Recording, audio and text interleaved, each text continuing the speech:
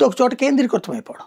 అదే కదా, కేంద్రీకృతమైన అభివృద్ధి జరిగిందా అని రాష్ట్రాన్ని ఆడుబట్టుకుపోతే అన్యాయం ఆంధ్రాకి జరిగితే దానికి కారణమైన కేంద్రీకృత అభివృద్ధి కారకుడైనటువంటి చంద్రబాబు నేను సపోర్ట్ చేశాడు.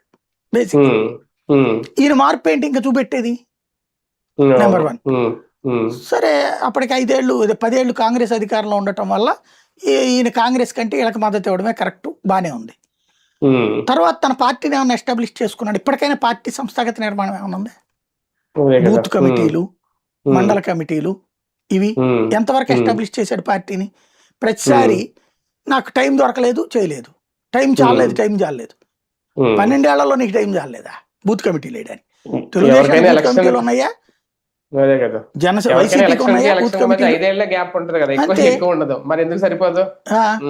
అసలు చేస్తే కదా, నేనే 100 సార్లు వీడియో చేస్తుంటా, డిబేట్ కూడా పెట్టుకుంటా, ఎందుకు చేయవు అని చెప్పేసి. ఆయనకి పార్టీని ఒక ఇది కాకుండా తను కింగ్ మేకర్ గా ఉండాలనుకున్నాడు, కానీ కింగ్ కావాలనుకోలేదు ఆయన. 2019 అలాగే అన్నారు కదా మొన్న, ఆయన కింగ్ మేకర్ అవుతాడేమో కానీ కింగ్ అవ్వడానికి. అతనేమో నేను కింగ్ అవ్వాలన్నాడు, ఈయనేమో నేను కింగ్ మేకర్ అవ్వాలని అనుకుంటుండే. 2019లో వచ్చి అక్కడ అతిపెద్ద రాంగ్ స్టెప్ వేసాడు ఆయన. ఆ రోజున తెలుగుదేశం ప్రభుత్వానికి వ్యతిరేకంగా బయటకు వచ్చాను. అదే టెంపో మెయింటైన్ చేస్తే నాకు తెలుసు 15-20 సీట్లన్నీ వచ్చండి అతనికి. ఆ వారా జగన్ కి తగ్గాయి, జగన్ 150 వచ్చినాయి కదా, కనీసం 15-20 ఇతనికి వచ్చాయి. ఇతను ఏం చేశాడు? 8 నెలల పాటు ప్రభుత్వానికి వ్యతిరేకంగా తిరిగి